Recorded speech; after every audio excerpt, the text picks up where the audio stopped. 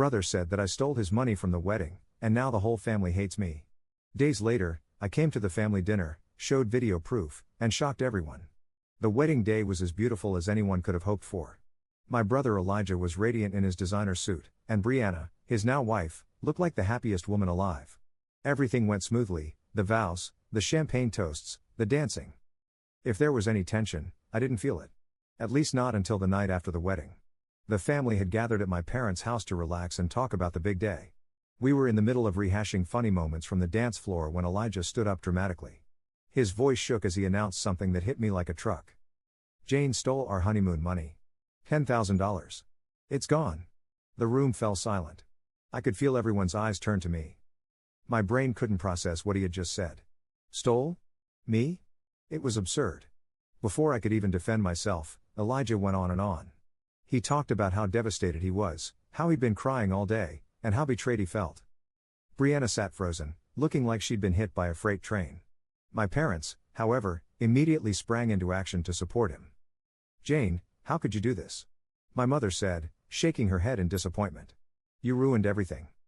Steal from your brother? Your own brother? Dad added. You're not welcome here anymore. I tried to speak up, to explain that I hadn't touched a dime.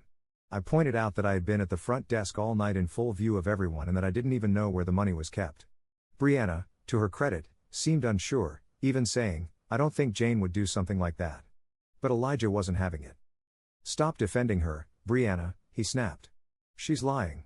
I can't believe you take her side over mine. Jane, you're disgusting. Get out of my sight. I was stunned. The anger in his voice wasn't just about the alleged theft, it was personal. My parents joined him in telling me that I was no longer part of the family. You are no longer our daughter, my father said, and that was the final blow. I exchanged glances with Brianna, who looked as confused as I felt, and then I left. As I drove away, I began to put things together. I knew exactly why he was doing this. It wasn't about the money, it was about our grandmother. Grandma had made it clear a few months earlier that she intended to leave me most of her inheritance. She believed I would use it wisely and take care of the family legacy. Elijah, the self-proclaimed golden child, was furious. He had tried to convince Grandma that he deserved the money instead, but it hadn't worked.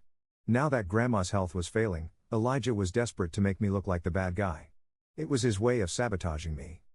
I was angry, but I also knew this wasn't over. If he was going to play dirty, I could play dirtier. I had a secret of my own, one I'd kept to protect Brianna. Elijah had been cheating on her for months. I hadn't planned on exposing him. But after what he'd done, all bets were off. I began to plan my revenge. After that night, I couldn't stop thinking about what Elijah had done. The betrayal hurt, but what hurt even more was the fact that my parents believed him without a second thought. I couldn't even look at my phone because the family group chat exploded with texts about how I had let everyone down and how ashamed they were of me. It was as if Elijah had flipped a switch, and suddenly I was the family villain. But I wasn't going to let him win. Elijah thought he could destroy me and walk away unscathed. What he didn't know was that I had been sitting on a bombshell for months. Back in August, I'd accidentally caught him with someone who wasn't Brianna. I'd gone to a coffee shop in the next town to meet a friend. And there he was, sitting in a corner booth, holding hands with some woman I didn't recognize. They weren't exactly subtle, kissing, laughing, acting like a full-fledged couple. I didn't say anything at the time because, honestly, it wasn't any of my business. I figured it would come back to bite him eventually. I just never expected it to be me who'd have to bite back. Now, I needed proof. Something solid. Something undeniable. I knew his routine well enough.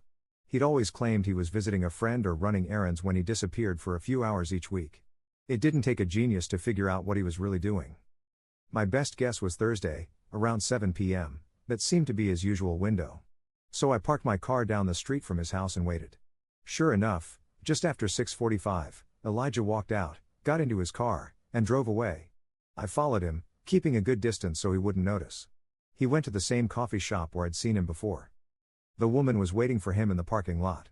I parked discreetly across the street and started recording. They hugged. Then they kissed. And not a quick peck, this was the kind of kiss that made it clear that Brianna wasn't even a thought in his head. They went inside and sat by the window, looking like a couple on a romantic date. The woman kept leaning in close, touching his arm, whispering in his ear. Elijah ate it up. I recorded the whole thing. 7 minutes of golden footage that would turn the whole situation on its head. When they finally left, I made sure to catch them hugging again before they got into separate cars and drove away. I waited until he was long gone before I drove home. My heart was pounding all the way home, but it wasn't nerves, it was anticipation. I knew I had something that would shatter his perfect little facade. But I wasn't going to rush into it. I had to wait for the right moment. Elijah had gone nuclear on me at a family gathering. So it was only fitting that I returned the favor. I decided to set up a dinner a few days later and pretend to apologize and make amends. My parents, still angry with me, reluctantly agreed. Elijah didn't hesitate to accept, probably thinking it would be his chance to humiliate me further. Little did he know what was coming. The days leading up to the dinner were excruciating. I stayed completely quiet even as Elijah continued to throw barbs in the family group chat about how some people can't take responsibility for their actions. My parents ate it up, of course. Every time I saw a text pop up from them saying something like, "We are so proud of you, Elijah, for handling this with grace," I wanted to scream. But I kept my cool. I knew it would be worth it. The morning of the dinner, I texted everyone in the family group chat, including Brianna. I said I wanted to meet for dinner and clear the air. "I owe everyone an explanation," I wrote, "and I need to apologize, especially to you, Brianna." My father replied first, saying they'd be there but that I'd better have a damn good reason for what I'd done. Elijah chimed in with a sarcastic remark about how he hoped I was ready to confess. Brianna's response was short and neutral, just a thumbs up emoji. Perfect. Everything was falling into place. I spent the day getting ready. I loaded the video onto my laptop and tested it to make sure the quality was good.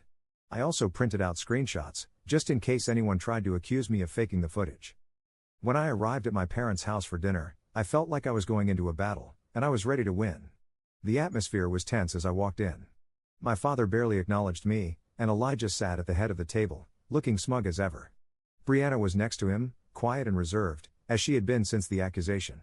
I didn't know if she believed I had stolen the money or not, but she was clearly keeping her thoughts to herself. We all sat down, and I began by taking a deep breath. First of all, I want to say that I'm sorry for how things turned out. I know you're all angry with me, and I understand why. But I've been thinking about everything that's happened, and I realize there's something I should have said sooner, something I've been holding back. Elijah leaned forward slightly, his eyes bright with anticipation. He probably thought I was going to confess. My dad just stared, waiting. Brianna looked uncomfortable. I pulled up my laptop, put it on the table, and opened the video file. "What you're about to see is not easy to watch," I said. "But I think it's important for everyone here to know the truth." Elijah's smug expression faltered for the first time as I pressed play. The room fell silent as the video began. It showed him walking up to the woman in the coffee shop parking lot, hugging her, kissing her. The date in the coffee shop. The way they couldn't keep their hands off each other. And then the last shot, them hugging again in the parking lot before they drove away. The video ended, and for a few seconds, no one said a word. Then Brianna spoke. "Who the hell is that?" she asked, her voice sharp. Elijah's face flushed. He opened his mouth to speak, but no words came out. "Answer her," I said.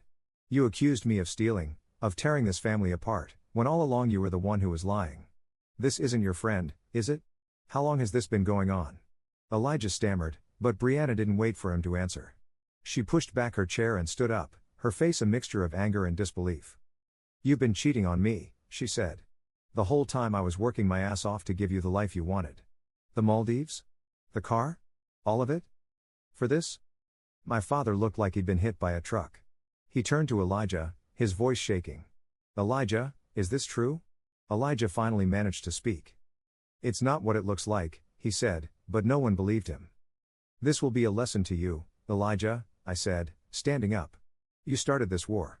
All I did was finish it." Brianne grabbed her keys and left without another word.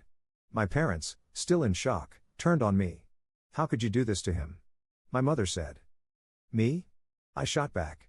"He accused me of stealing $10 to make me look bad, and I'm the bad guy for showing the truth? You should ask him how far he's willing to go to cover up his lies." I didn't wait for an answer. I grabbed my stuff and left. I wasn't sticking around to hear any more excuses. They wanted a villain, and now they had one. But this time it wasn't me. After the dinner, I didn't hear from anyone in my family for days. No texts, no phone calls, no attempts to explain or apologize. It was radio silence. I figured they were probably trying to clean up the mess Elijah had made. The first person to reach out wasn't even the family, it was Brianna. She called me 2 days after the dinner, and frankly, I was surprised she wanted to talk. I thought she might be mad at me for blindsiding her like that, but she didn't sound mad at all. "I just wanted to say thank you," she said, "for being honest. I wish it hadn't come to this, but I'm glad I know.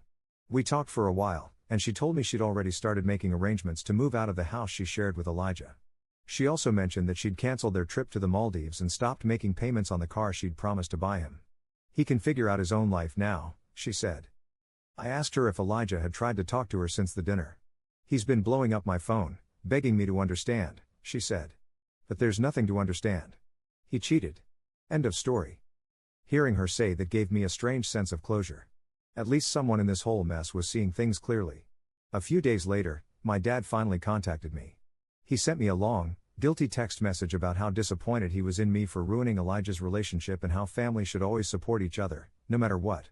I stared at the message for a while, trying to decide if it was even worth responding to.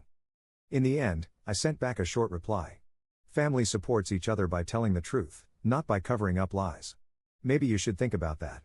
That didn't go over well. My mom followed up with a message telling me I was being immature and that Elijah was still their little boy no matter what he'd done.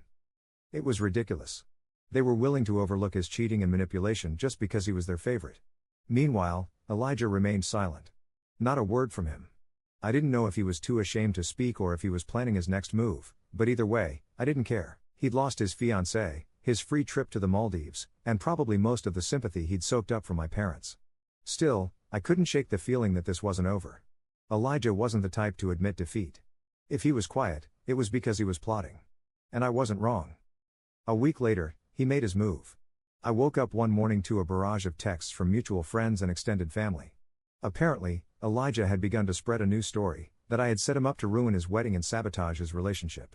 He claimed that I had been following him for weeks, trying to catch him slipping, and that the video was just a desperate attempt to get back at him for exposing the alleged theft. It was absurd, but the damage was done. Some people bought his story, especially those who didn't know the whole story. They started texting me, calling me petty and vindictive. Others, thankfully, saw through his lies and told me they believed me. But I wasn't going to sit back and let them control the narrative. I had all the evidence, the video, the screenshots, the texts. If he wanted a public fight, I was ready. But before I could make a move, something unexpected happened. Brianna stepped in. She posted a long message on social media that addressed everything. She explained the cheating, the accusations, the dinner, and even my role in exposing the truth. Jane didn't ruin our relationship, she wrote. Elijah did that all by himself. She just showed me what I needed to see. If anyone has a problem with her, take it up with me. The post went viral among our circle of friends and family. It shut down most of Elijah's supporters overnight. People started reaching out to me, apologizing for jumping to conclusions. Even my parents went quiet for a while, probably realizing how bad they'd looked by taking his side so blindly. But Elijah? He doubled down. His next move would take things to a whole new level. Elijah's next move was as bold as it was stupid. He tried to sue me for slander. Yes, you read that right. He actually hired a lawyer and filed a lawsuit claiming that I had intentionally destroyed his reputation and caused him emotional distress. When I was served with the papers, I couldn't decide whether to laugh or get angry. He wasn't just desperate, he was delusional. I didn't waste any time. I hired my own lawyer, showed them the video, the texts, and Brianna's social media posts, and they immediately said I had nothing to worry about. This is a scare tactic, they told me, but if he wants to go to court, we'll go to court. And so we did. The court date was about a month later. Most of the family showed up, probably out of morbid curiosity. Brianna was there, too, sitting quietly in the back. Elijah arrived with his lawyer, looking smug and confident, as if he'd already won. The judge wasn't impressed. His lawyer argued that I had maliciously recorded and distributed private footage of Elijah, causing him to lose his relationship and social standing. But my lawyer immediately shut that down. They pointed out that the footage was taken in a public place and showed behavior that directly contradicted Elijah's previous accusations against me. They also pointed out that I'd only shown the video to our immediate family until Elijah's lies forced the situation into the public eye. Then came the best part. Brianna took the stand. She testified that Elijah had accused me of stealing without evidence and tried to alienate me from the family. She confirmed that the video was the only reason she'd learned the truth about his cheating. Jane didn't ruin anything, she said. She saved me from wasting my life on someone who didn't respect me or our relationship. Elijah's lawyer tried to cross-examine her, but Brianna didn't flinch. She stuck to the facts and left no room for interpretation. When it was Elijah's turn to testify, his story completely fell apart. He contradicted himself several times, claiming at one point that the woman in the video was just a friend and at another point that he and Brianna were on a break. When it happened, the judge wasn't buying any of it. By the end of the hearing, it was clear where things were headed. The judge dismissed the case, ruling that I hadn't defamed Elijah and that the evidence I had presented was both truthful and relevant. But the real kicker came when the judge scolded Elijah directly. "You have wasted this court's time with baseless accusations," she said. "It is clear that this lawsuit was an attempt to deflect blame for your own actions. I urge you to reflect on the decisions that led you here today." Elijah left the courtroom in tears. After that, the tables were turned. No one, not my parents, not our extended family, not even his closest friends would have anything to do with his lies. Brianna cut off all contact and completed the process of moving out. My parents, humiliated and ashamed, finally admitted they'd been wrong to take his side. It wasn't a dramatic apology, just a quiet acknowledgement when my father called me one night and said, "We made a mistake. I hope one day you can forgive us." I told him I'd think about it, and I meant it. Forgiveness wasn't going to be easy after everything they put me through. As for Elijah, he completely disappeared from the family scene. He moved out of state a few weeks later, claiming he needed a fresh start. From what I've heard, he struggled to keep friends or a job ever since. His reputation followed him, as it should have. I won't pretend that this whole ordeal hasn't left scars, it has. But in the end, the truth prevailed, and I was finally free of the cloud Elijah had tried to hang over me. I don't regret exposing him. He started the war, and he paid the price.